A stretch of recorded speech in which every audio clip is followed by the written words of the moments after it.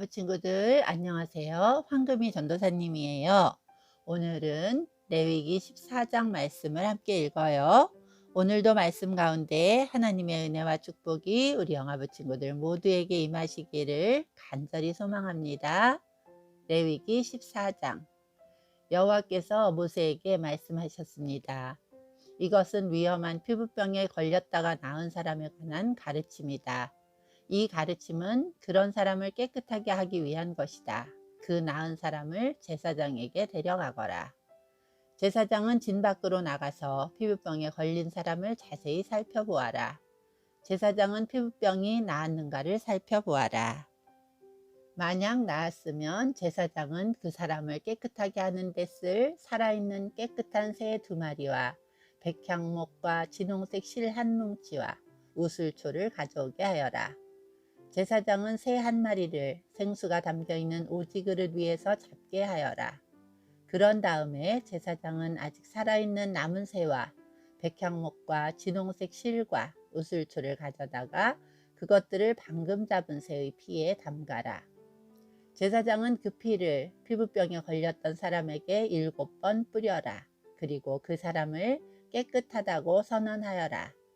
그런 다음에 제사장은 들판으로 나가서 살아있는 새를 날려보내라. 그런 다음 병에 걸렸던 사람은 옷을 빨아라. 그는 머리털도 다 밀고 물에 몸을 씻어야 한다. 그러면 그는 깨끗해져서 진으로 들어갈 수 있을 것이다. 그러나 진으로 들어간 뒤에도 그는 7일 동안 자기 장막 밖에 머물러 있어야 한다. 7일째 되는 날 그는 머리털을 다 밀어야 한다. 머리털뿐만 아니라 턱수염과 눈썹까지 밀어라. 자기 옷을 빨고 물에 몸을 씻어라. 그러면 그는 깨끗해질 것이다. 8일째 되는 날 피부병에 걸렸던 사람은 흠없는 순양 2마리와 흠없는 1년 된 암양 1마리를 가져오너라. 그는 또 곡식제물에 쓸 기름을 섞은 고운 가루 10분의 3 에바와 기름 1록을 가져오너라. 제사장은 그 사람을 깨끗하다고 선언하여라. 그런 다음에 그 사람과 그의 제물을 여호와 앞 곧 회막 입구로 데려가거라. 제사장은 순양 1마리를 가져다가 그것을 기름과 함께 속죄 제물로 바쳐라. 제사장은 여호와 앞에서 그것을 제물로 드려라. 그런 다음에 제사장은 회막 안의 속죄 제물과 번제물을 잡는 곳에서 그 순양을 잡아라. 속건 제물은 속죄 제물과 마찬가지로 제사장의 몫이다. 그것은 가장 거룩한 것이다. 제사장은 속건 제물의 피 가운데 얼마를 받아서 깨끗해지고자 하는 사람의 오른쪽 귓볼과 오른손 엄지와 오른발 엄지에 발라라. 그리고 나서 제사장은 기름 가운데 얼마를 자기 왼손 바닥에 붓고 오른손으로 왼손에 있는 기름을 찍어 여호와 앞에서 그 기름을 7번 뿌려라. 제사장은 손바닥에 남아있는 기름으로 깨끗해지고자 하는 사람의 오른쪽 귓볼과 오른쪽 엄지와 오른발 엄지에 발라라.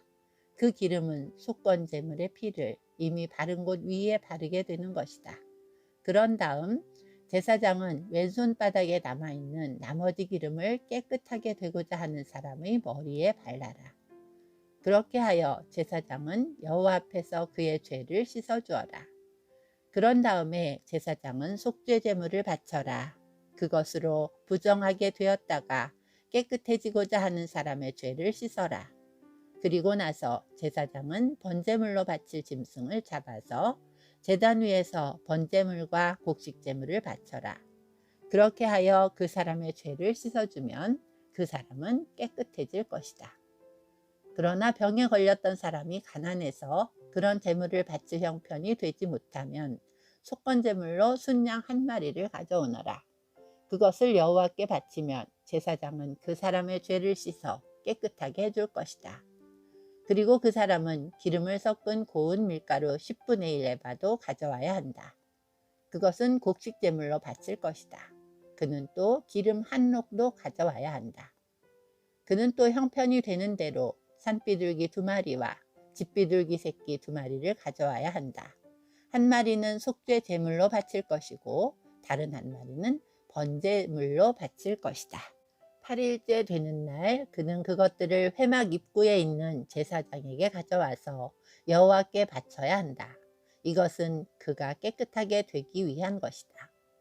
제사장은 속건 제물과 기름 한 녹을 가져다가 여호와께 제물로 드려라. 그리고 나서 제사장은 속건 제물에 쓸 양을 잡고 그 피 가운데서 얼마를 받은 다음에 깨끗해지고자 하는 사람의 오른쪽 귓볼과 오른손 엄지와 오른발 엄지에 발라라. 제사장은 또 그 기름 가운데 얼마를 자기 왼손바닥에 붓고 오른쪽 손가락으로 왼손바닥에 있는 기름을 찍어 여호와 앞에서 그 기름을 7번 뿌려라. 그리고는 손바닥에 남아있는 기름으로 깨끗해지고자 하는 사람의 오른쪽 귓볼과 오른손 엄지와 오른발 엄지에 발라라. 그 기름은 속건 제물의 피를 이미 바른 곳 위에 바르게 되는 것이다. 제사장은 왼손바닥에 남아있는 나머지 기름을 깨끗해지고자 하는 사람의 머리에 발라라. 그렇게 하여 제사장은 여호와 앞에서 그의 죄를 씻는 예식을 행하여라. 그런 다음에 제사장은 그 사람의 형편이 되는 대로 가져온 산비둘기나 집비둘기 새끼 가운데 하나를 바쳐라. 한 마리는 속죄 제물로 바치고 다른 한 마리는 곡식 제물과 함께 번제물로 바쳐라.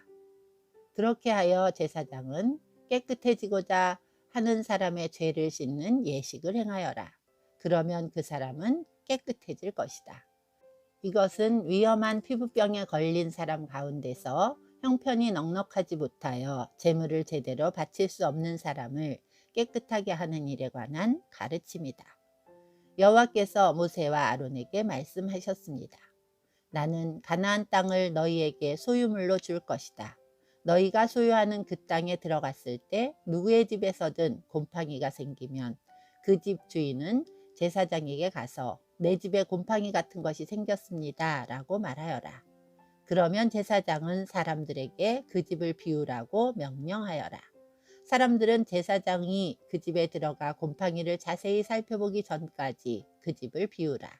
그렇게 하지 않으면 그 집 안에 있는 모든 것이 부정하다는 말을 듣게 될 것이다. 사람들이 집을 비우고 나면 제사장은 그 집에 들어가 자세히 살펴보아라.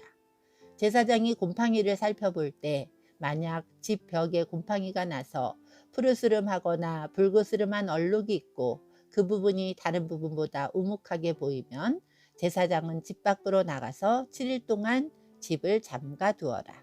7일째 되는 날 제사장이 다시 돌아와서 그 집을 조사하여라. 만약 곰팡이가 집 벽에 퍼졌으면 제사장은 사람들에게 명령하여 곰팡이가 난 돌을 빼내게 하여라. 빼낸 돌은 성 밖의 부정한 곳에 버려라. 그런 다음에 집안 전체를 닦아내게 하여라. 집안을 닦을 때 벽에서 떼어낸 흙은 성 밖의 부정한 곳에 버려라. 그리고 집주인은 벽에 새 돌을 채워 넣고 벽을 새 흙으로 발라라. 돌을 빼내고 새 돌을 채워 넣고 흙을 바른 뒤에도 집안에 곰팡이가 다시 생기면 제사장은 다시 돌아와서 그 집을 자세히 조사하여라. 만약 집에 곰팡이가 퍼졌으면 그것은 집에 퍼지는 위험한 곰팡이다. 그 집은 부정하다. 그러므로 집주인은 집을 헐어버리고 모든 돌과 흙과 나무를 성 밖의 부정한 곳에 내다 버려라. 누구든지 그 집을 잠가두었던 기간에 들어간 사람은 저녁 때까지 부정할 것이다. 누구든지 그 집에서 음식을 먹거나 자리에 눕는 사람은 옷을 빨아라. 만약 제사장이 와서 다시 조사했는데 곰팡이가 집안에 퍼지지 않았으면 제사장은 그 집을 깨끗하다고 선언하여라. 이는 곰팡이가 없어졌기 때문이다. 집을 깨끗하게 하기 위해서 제사장은 새 2마리와 백향목과 진홍색 실 1뭉치와 우슬초를 가져오너라. 그리고 새 1마리를 생수에 담겨있는 오지그를 위해서 잡게 하여라. 그런 다음에 제사장은 아직 살아있는 남은 새와 백향목과 진홍색 실과 우슬초를 가져다가 그것들을 방금 잡은 새의 피와 생수에 찍어라. 제사장은 그 피를 그 집에 7번 뿌려라. 이처럼 제사장은 새의 피와 생수와 살아있는 새와 백향목과 우슬초와 진홍색 실뭉치를 가지고 그 집을 깨끗하게 하여라. 그리고 살아있는 새를 성에서 들판으로 날려보내라. 이렇게 그 집의 죄를 씻는 예식을 행하면 그 집은 깨끗해질 것이다. 이것은 모든 피부병, 곧 옷과 집에 생기는 곰팡이와 부스럼과 뾰루지와 얼룩이 언제 깨끗하고 언제 부정한가에 관한 규례이다. 이것은 온갖 피부병에 관한 가르침이다. 아멘. 온 세상은 온 세상